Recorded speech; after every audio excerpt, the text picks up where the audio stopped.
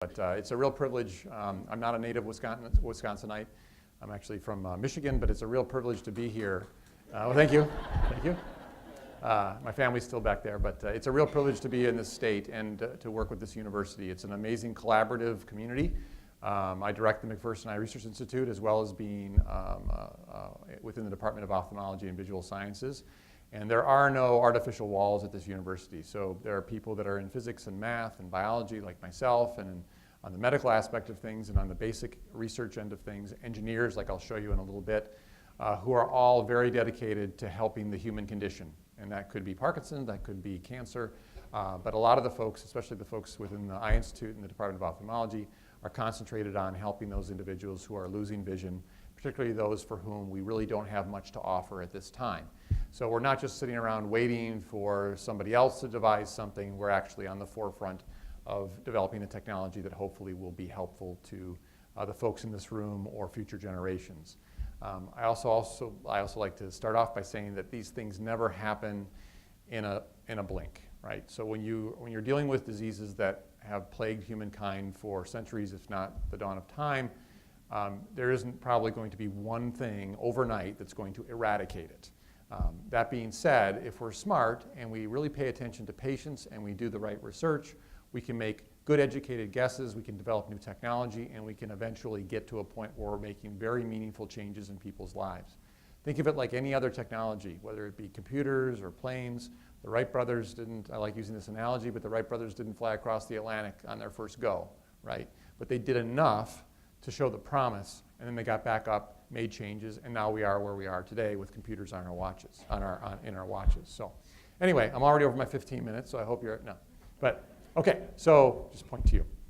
All right, so just a disclosure. One of the other things that this university does is from the very beginning, it has promoted taking the research that's being done on the campus and bringing it to patients, bringing it to the people. And that requires oftentimes public-private relationships. So we, within the auspices of the university, we oftentimes will engage with private industry, which improves the economy and brings in jobs into the state as well. And I have done that with the research that we've done in my laboratory here that I initiated back about 10 to 15 years ago. And that was with the start of Opsis Therapeutics, which is based here in Madison. And our goal is to use our stem cell technology, our patented, the work that we've done, in order to develop therapies for patients that have degenerative diseases of the retina. One of the main targets of that would be macular degeneration. We'll talk about that. I'm also a pediatric ophthalmologist, so I see patients and I do surgery mostly on kids. And so there's another form of degenerative disease that causes blindness, and that's called retinitis pigmentosa. And so those two diseases have a lot in common, except for the age group that affects them. And so my laboratory and now this company is geared towards doing that. And it allows us to take this, again, this technology, which is great and fine and dandy, but in order to get it from the laboratory into the hands of somebody that can treat you, that requires a lot of support and oftentimes these sort of industrial relationships. And that is encouraged and regulated through the university. And so that makes it easier for me. Next one. Okay, so fortunately as an ophthalmologist, most of the things that walk into the door, we can help. Can't necessarily cure, can't get rid of, but we can help. You know, I can't cure nearsightedness, but we can give glasses and make your life pretty darn good, except you have to wear the glasses. As a pediatric ophthalmologist, there's a lot of kids here that I'm showing on this particular slide. Some of them have ptosis or a droopy lid. Well, we can lift the lid. Some of them have crossed eyes. Well, we can straighten the eyes. Those are all things that we can help, that we can improve. But that's not what my lab is interested in, because if we can already do really good things to help these folks, that's not what I wanted to concentrate on. So next slide. What I wanted to concentrate from the very beginning when I came here, shortly after the discovery of stem cells by Jamie Thompson here at the University of Wisconsin, was to look at those diseases for which I, as a physician in my office, could do nothing about. And we're always compassionate. We always give the best diagnosis we can. But it's always difficult, mostly for the patient or the family, when you say, here's what you've got. There's not a whole lot that we can do, except I should say, go see our friends at the Wisconsin Council for the Blind and Visually Impaired, because there's all sorts of low vision devices and advice that can be given to maximize your ability to live a very fruitful life, even with vision loss, just like deafness and other things like that. And we're also very unfortunate to have such a wonderful group of folks helping visually impaired people in this state. But besides that, from a treatment standpoint, as a physician, can't really do much when you come in and you have late age-related macular degeneration or, say, retinitis pigmentosa. So my laboratory was focused on what we could do to potentially help those folks, knowing that it was potentially a little ways off, and it was all new technology. But at that time, the idea of stem cell technology being able to fill that void was very much something that I was intrigued with. And why is that? So, and I'm going to get into it a little bit later, but it has to do with the fact that macular degeneration and retinitis pigmentosa are very much like a lot of other degenerative diseases that we deal with throughout our lifetime.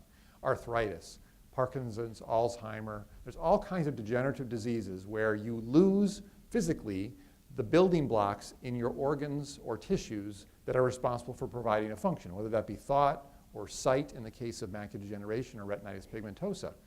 And if the body doesn't have the ability to replenish that building block as it wears out, then you're kind of stuck because you have an unstable situation and you lose function. So most of the tissues that are involved in our central nervous system, brain, spinal cord, and the eye, have no capacity to regenerate themselves. So you're born with all the different building blocks that you're ever going to have, and if you have a disease process that causes them to be lost, you're kind of out of luck. So all of the things we've been talking about thus far are exceedingly important because they're talking about how to keep what you've got before you've lost it. So how can you address nutrition so that you're maintaining the health of the body, of the building blocks that God gave you so that you've got them for as long as you possibly can.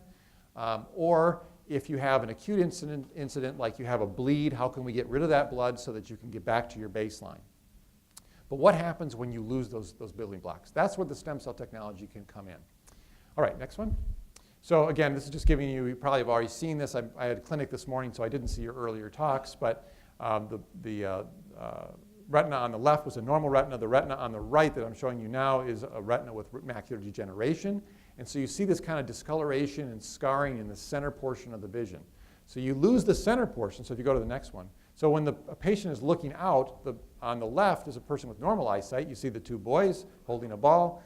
And on the right, if you've lost that center portion of your retina, so if these building blocks, these critical building blocks are gone, it's like having an empty cookie cutter space where your vision used to be. And you kind of want to look around it, but you can't because it follows you wherever you go. It's always centered in your vision. And so it robs you of your most critical vision, that central, what allows you to read, what allows you to drive and to recognize faces. But it doesn't take away your peripheral. So a lot of folks are worried they're going to go completely blind from macular degeneration. But unless you have another disease, that won't happen. It takes away the most important, the central, but not the peripheral. Okay, so when I mention that building blocks are affected in these diseases, what do I mean? Well, I'm going to give you a little primer on the retina. So the retina is like a wallpaper that lines the back of the eye. So most of the eye is filled with a jelly, but at the very back there's a wallpaper like tissue, which is the retina. And if you blow that up on the right, what I'm showing is what it looks like if you look under the retina under a microscope on edge. So if you do that, it's actually a very beautiful layer cake of different types of cells.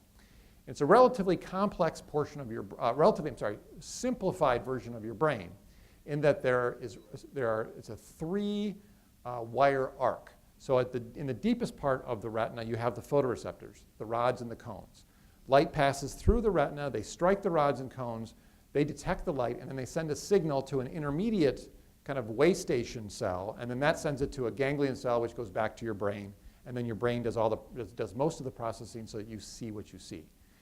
In macular degeneration, the part that degenerates first isn't the photoreceptor that detects the light, it's the helper cell beneath that.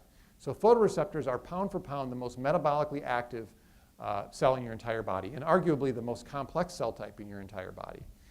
And because of that, they need a lot of nutrients, they need a lot of oxygen, and to supply that, as well as to take away all the waste products, there's a support layer beneath that called the retinal pigment epithelium. So they're sort of like the Batman and Robin of the initiation of vision. Light strikes the rods and cones, they send a signal, but if that retinal pigment epithelium or that RPE layer isn't there to help the photoreceptors will subsequently die. They're divas. They can't make their own lunch. So in macular degeneration, that RPE layer, that support layer, is what degenerates first. So in the absence of that, and it can be slow or it can be accelerated by various processes, but in the absence of that layer, then the photoreceptors die. So in that case now you no longer have a light switch. So you'd love to turn the lights on in the room, but the light switch is entirely gone. Okay? So all the rest of it may initially be totally normal, but that apex part of your visual cycle, that apex part where the photoreceptors exist, is now gone. Okay, so next one.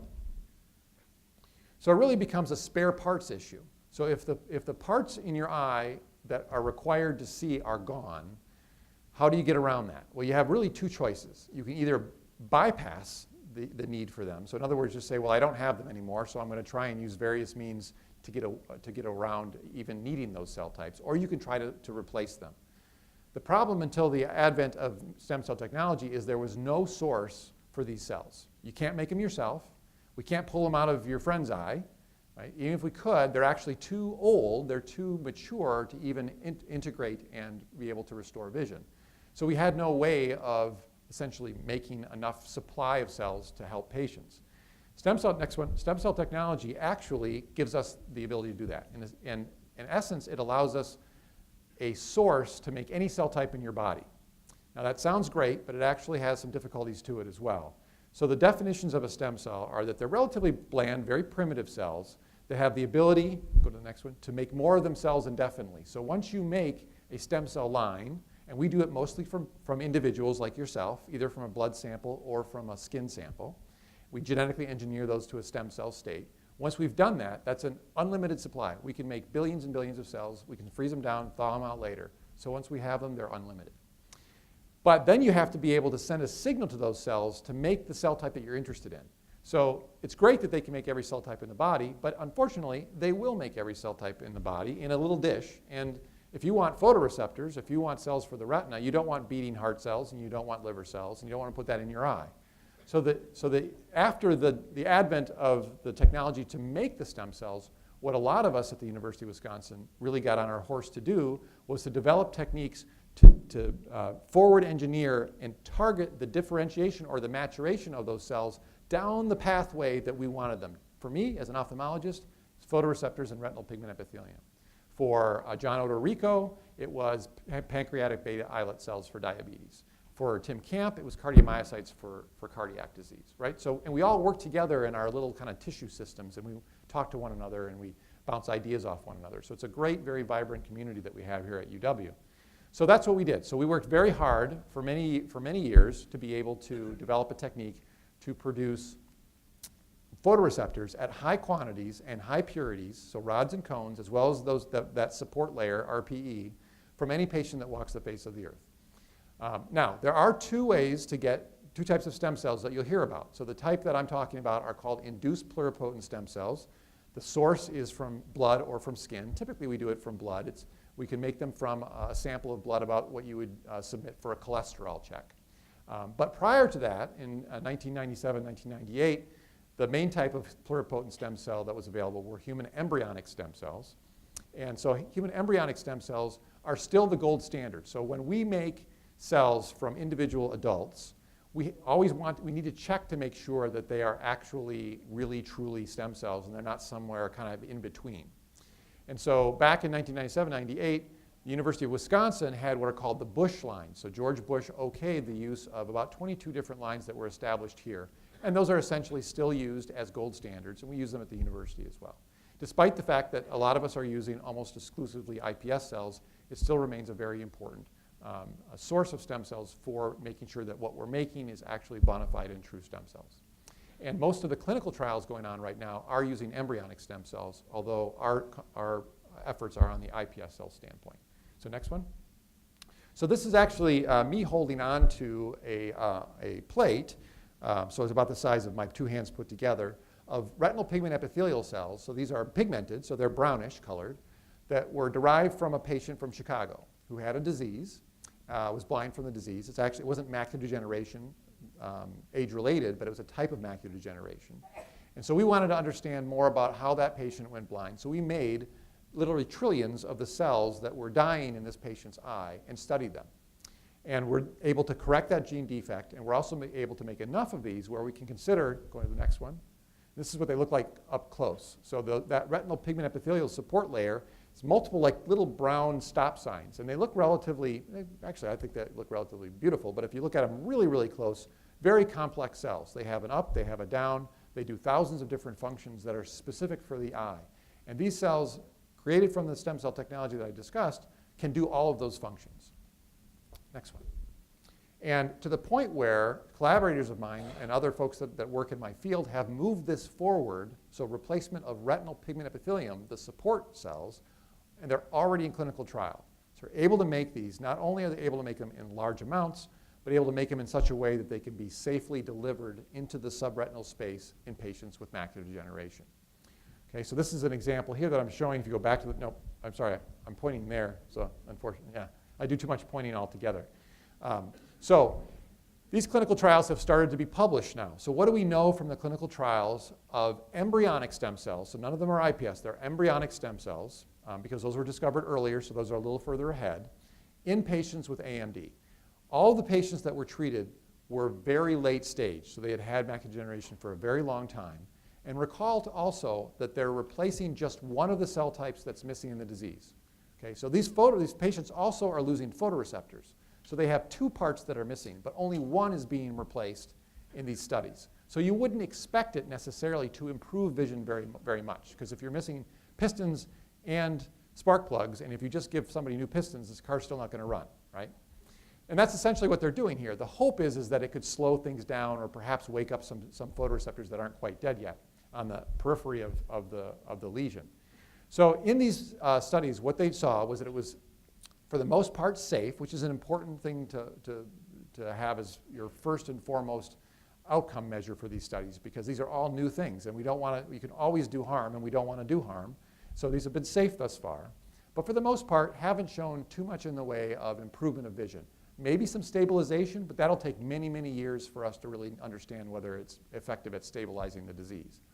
There was one study published out of a London group that suggested that they had great improvement of visual acuity with just the placement of these this one cell type. But there's a confounding variable to that, and that was that the patients that they chose were patients that had a bleed. So they had blood in the area of their lesion. They had good vision right before that. Then they had a bleed, and they quickly put in the new cells. But they also washed out all the blood at the same time. So it's likely that the improvement in vision that they saw wasn't due to the cells, but rather to the washing out of the blood. So these are the sort of things you have to be a little careful of when you read the news clippings about, oh, this great stem cell treatment. There's always the devil's in the details in these things. The main thing to take away from them is that this is part of what's necessary to improve vision in terms of rebuilding the retina for an AMD. And it's possible, it's being done in patients, and it's been safe thus far. That's important. What about, though, kind of the key element in all this, the photoreceptors? These are actual pictures of photoreceptors. This is from a monkey retina. And they're way more complex than the RPE, much more difficult to grow for reasons that I won't get into. So that has taken longer. So this is a much harder part to create. But over the course of the last year, 2 years or so, we have been able to, at the University of Wisconsin, through the work that we've been doing, make an unlimited supply of bona fide actual human cones and rods that respond to light in a dish and are able to make the appropriate kind of structures necessary to connect to other cell types, right? So now, the big news is that we can make both spare parts. And we're in the process now of making this spare part in such a way that it can be put into patients. So next one. So how do we do that? We actually do that by growing little mini retinas in a dish. So each one of these golden Cheerios or these ring-like structures is about the size of a head of a pin, and it's a primitive retina. Next one. And we can grow that over time, and it actually will start producing all the different cell types in that layer cake of the retina in the exact same sequence and orientation that is in your retina sitting here today. So we're able to do this in an unlimited quantity. And next one. And ultimately, what we're left with is kind of a whole retina, a whole human retina from any patient we want to, although it's not cheap, that's for sure. But the problem with that is we have the rods and the cones, we have the photoreceptors, but we have all the other cell types that are perfectly healthy in your retina that you don't need new ones for. So we had to find a way to pull out the cell types, the photoreceptors, away from all the cell types that you don't need, and then deliver it in the right orientation and in the right way and in the right spot so that we're, again, hopefully replacing what you need and not what you don't. So we worked with the engineers here at the University of Wisconsin to develop these biodegradable, so these dissolvable scaffolds, next one, that we can seed. So each one of these red lines is a photoreceptor that's been implanted into a scaffold, so like a patch. And they're oriented in a certain way such that we can combine that, this is the idea, with those RPE patches and then have that unit, have the Batman and the Robin at the same time. Next one.